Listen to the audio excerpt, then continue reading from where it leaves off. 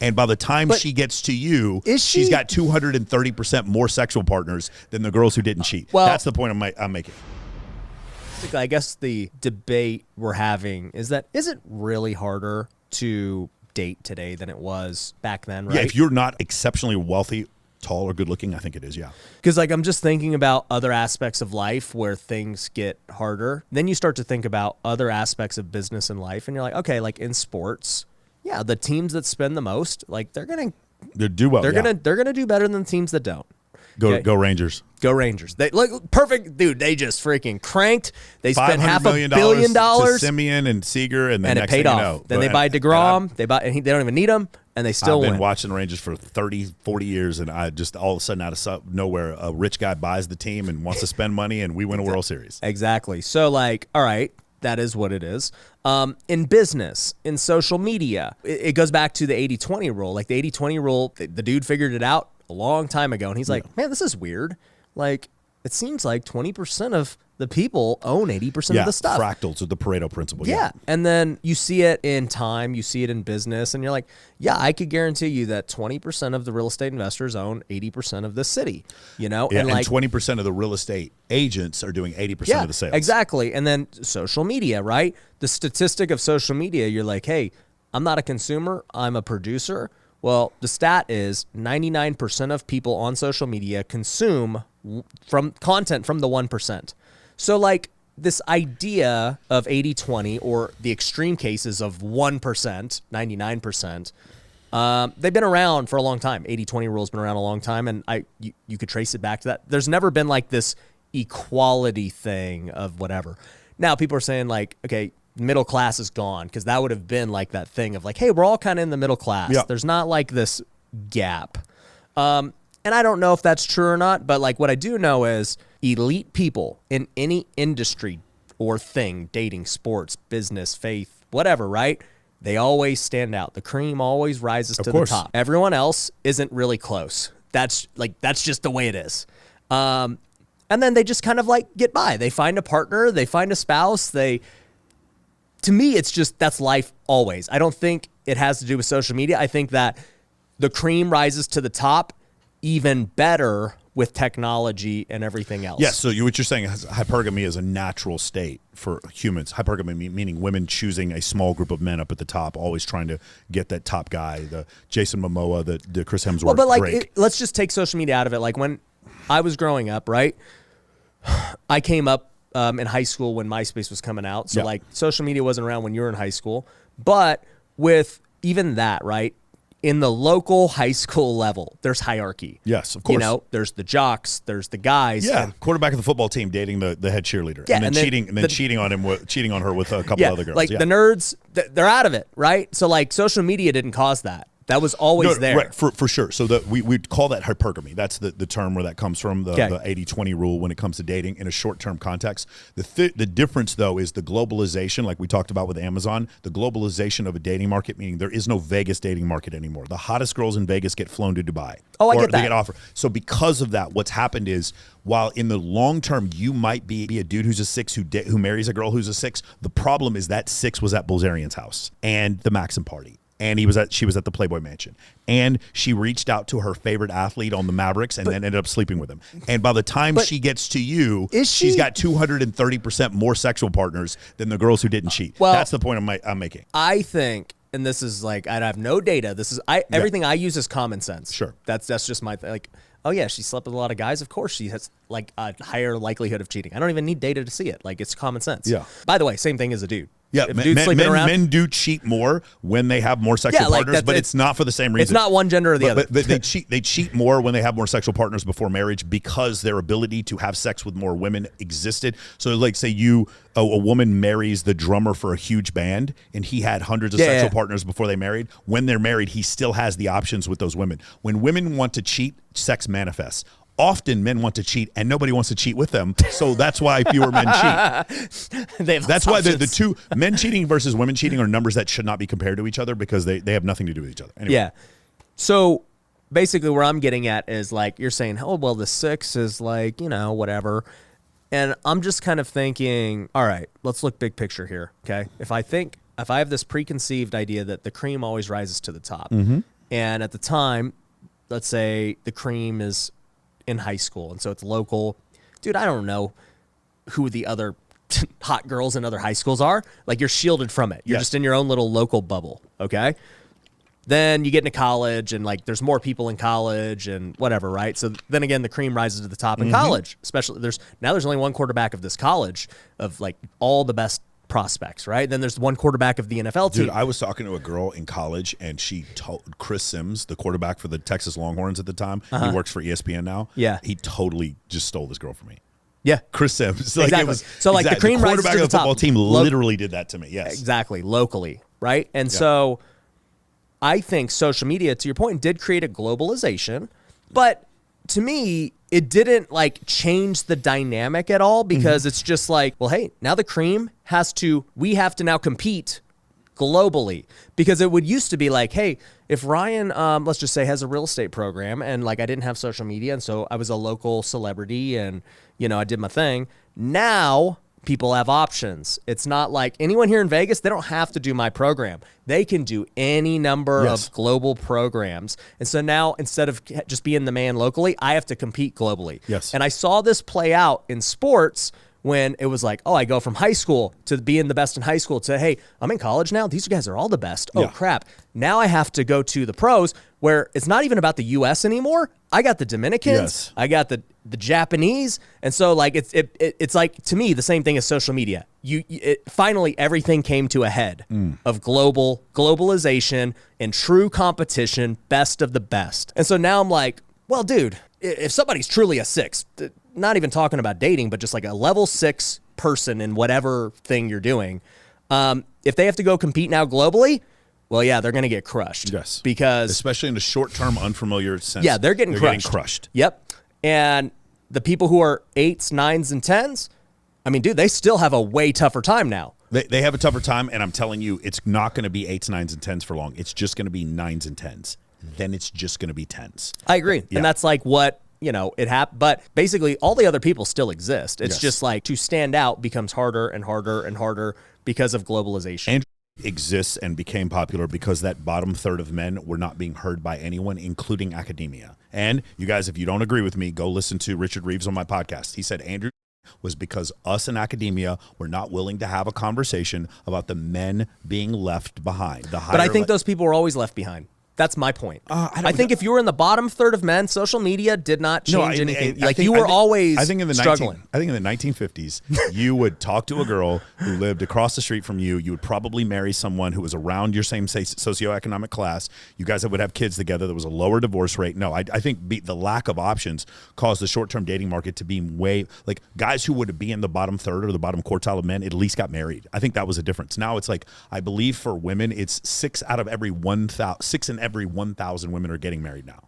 It's crazy low numbers of marriage that are going on. But then I would bring up the other point of, okay, is this actually like a social media? Because we're basically saying social media is the big reason why. Like, yeah, we have numbers. There's one data that shows the number of the men with zero sexual partners going up to like 2008. At 2008, I believe it's like, I want to say 14 or 16% of men have had zero sexual partners in the last year, and that climbs up to 28% in 2018. What happened in 2008? The Facebook app on the iPhone. All the way, and then that's when all the dating apps came. Okay. And what it did was it caused a small group of men to get all these options and a large group of men to get none. Or it caused these guys not to get none, but just they themselves deem themselves less worthy. They had more, for sure, they're checking out. Yeah, they're just quitting. They're like, this game's too hard to play. I'm out. Chris Williamson just did one. He did a video talking about why have 50% of men dropped out of the dating market. That's my point. Yes. I think they just quit. They're like, I don't want to play this game. It's hard, right? Yeah, it's harder. The game's harder. And think about the ways they can delude themselves. Pornography, online video games. Yeah, exactly. That's my point. They're lazy. They're like, oh, I can go get my fix over here when that used to not be a thing. Yes. Right? I also think that the goal changed, right? Because like you just did something interesting was at first we were talking about marriage when it was like, yeah, well, marriage is the goal in the 1950s. Like, we get married and we do our thing. Mm-hmm. And then it became sexual partners because for many, marriage is not the thing now. Sure. The desire and the goal of marriage is not what it was 50 years ago. Yeah. So now it's like, all right, well, now we just changed how you even score in the game. And so it's now like, to me, I don't know. I think men are lazy. I think any of these bottom third guys, they could become just fine. I think that if you have just one trait that's exceptional, you'll be good. Agreed. You could be super jacked. You could be super wealthy. You could be super charismatic. You could be the ugliest, funniest dude ever and do well.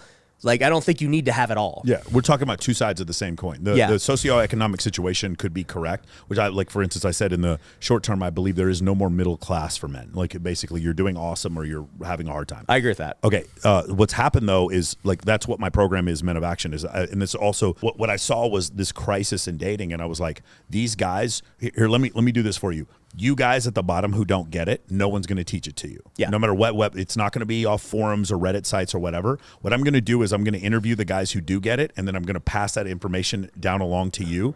And one of the big pieces of information was that you are treated very poorly as a man if you're in an unfamiliar environment, but you're treated pretty equitably if you're in a familiar environment. So it seems to me like what you should do as a man is, if you're in that bottom third, is try to get as many women as you can into a familiar environment. So I literally teach a course that teaches you social circle, meaning how do I throw charity events and different types of pageants, competitions, contests, theme parties, birthday party, whatever. Throw these events where open houses for real estate, whatever. Yeah. Do these events where now women get to see you in a familiar environment instead of an unfamiliar. So you quit losing to Brock the bartender and Vincent the VIP host and Steve the male stripper. You keep losing to him instead, because you get the woman into a familiar environment instead of an unfamiliar environment.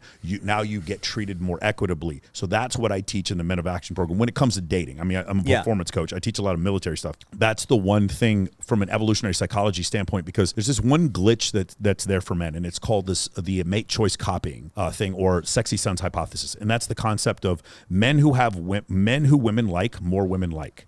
Meaning there's several situations where if you're a guy and you're seen to be attractive by several women, then even more women want to date you. And they not only do they show this with Homo sapiens, they do it with other forms of animals. So they'll take geese and they'll actually put stuffed animal geese next to the male ones, and more females want to breed with that male because they see the it's like having compliance. Followers. It's just having followers get you more followers. The herd mentality. Correct. A guy who has 1 million followers, for him to get 10,000 new followers is not that big of a deal. Whereas a guy with 10,000 to get another 10,000 is huge. Yeah. So as you have more, you will get more. Same thing with 50 Cent. He talked about, when I had no money, nobody wanted to loan me. When I had my first $1 million in the bank, I showed it to a bank. They wanted to loan me $3 million right after I did that. Right? It's the same. It's the same situation here. So that's one of the things that I noticed for sure. So one thing I started explaining to my guys is like, the crazy thing will happen is I can't make you taller. I can't help you get in better shape. I can't change your facial structure, the color of your eyes, or what ethnicity you are. But what I can do is to show images on a regular basis on social media of you getting compliance from women and attractive women following you, even if you're not sleeping with them. And when you do that, magically, you're going to notice that a lot more women are going to stop flaking on you, and a lot more women want to go on dates with you. And every one of my guys have tried it, and every one of them have told me that it works. Some of them take it too far. How many men are like having just hot girls follow them, and like the girls are looking at their like that? I have 700 clients right now, active clients, and that one's interesting. The vast majority of them will say that it happens. Well, by the way, it's not a conscious thing. What'll happen is a girl will have several hundred men to choose from, and then she'll see this one guy's Instagram, and she'll be like, "Wait, this girl's really hot, and I follow her, and she follows this guy, and this girl's really hot, and she follows." And they might even go into followers, and they'll go into that thing called mutual.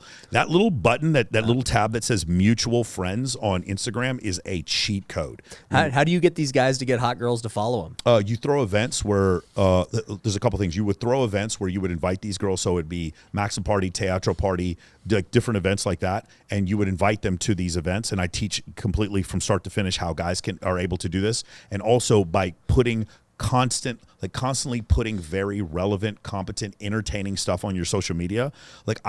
But even before, they're building their personal brand. For sure. Like memes, like funny memes, and you'll have like super hot girls sending you like laughing emojis. If you do that enough times, and then she starts following you, or you make a funny video with you guys, right now, I'll give you a glitch. Go up to the most beautiful woman you've ever seen walking through Beverly Hills, walk up to her and be like, "Hey, will you make a funny TikTok with me?" I don't care who you are. She will probably say yes. Mm-hmm. It's one of the weirdest things in the world, because women want attention like men want sex. And so when you use that attention economy to leverage in order to get more women to be in your ecosystem, what happens is now you're the guy who shows up to a party with 10 girls. And now, even though you may have nothing but platonic friendships with those 10 girls, the girls who are at the party are like, who the is this guy who just walked in with 10 girls? Not only that, every real estate agent, accountant, politician, or whatever is like, who is this guy who just walked into my party with 10 girls? And they give dude, if you never met me and I showed up to like an open house or one of your events, if I showed up to WealthCon and it was me with 12 beautiful women behind me. Like, what is going on with this guy? I absolutely did that to Ty Lopez one time. I showed up to one of his speeches with like 12 beautiful girls. But as soon as he got done, he wasn't trying to do no Q&A. He came over like, hey, what's going on, brother? What's happening here? It's just it's a cheat code. So having beautiful women in your life, being a married man, a single man, in any situation, it just makes things better. And this is another thing I'll tell my guys. Ratio is very important. When you go to most self-help conferences, is 99% men. Yep. It is. What I do is my events, all I tell guys is try to get the ratio even. And so if I have several different things to choose from and you're like, yeah, whenever I go to Michael Sartain's events, there's just like pretty girls there. It's like, I'm not trying to date them, but I just enjoy that there's hot women at all of his events. It's this weird thing that happens psychologically where it's this cheat code. I'll give you a best example. You know, the Hamptons, every summer there's these parties with billionaires that are out there, right? Mm-hmm. Every summer they do that. There's a book by Ashley Mears. She's a professor of sociology from Boston University. She goes undercover as a bottle rat for like 2 years, right? She's just basically a club girl and writes about it for a PhD thesis. She does it, and one of the things she expresses is that the men who went from party to party in the Hamptons, where these are the highest net worth individuals maybe in the entire country, he said that there was one thing that got you into every party. What do you think that was? Having hot girls? Having hot girls. Wow. You even remember that one guy bringing because money doesn't matter. Yes. That one guy bringing the hot girl to Jordan Belfort's party. That's how he meets his wife. Remember that? He's having a party in the Hamptons, and that's where he meets his wife. That type of situation is like having hot girls gives you access. Having hot girls. When you said that, it made me think of a different Leonardo DiCaprio movie, Catch Me If You Can. Yeah. Where he walks into the airport as the pilot, and he's got like 10 stewardess with him. He's just like walking through. Everyone's like, what is going on with this guy? Yeah. So funny. It is one of the weirdest things. And by the way, at no point have I mentioned about dating or this being sexual in any way whatsoever. For whatever reason. It's a status thing. It is just a status thing. It absolutely is. Women showing compliance to a man is a status thing to women and to men. It makes, for whatever reason, it has helped me fantastically as far as networking is concerned, and it makes women attracted to you. It is a function of evolutionary psychology. If you do not believe me, if you're like, this is misogynistic and I don't believe anything he's saying, look up mate choice copying.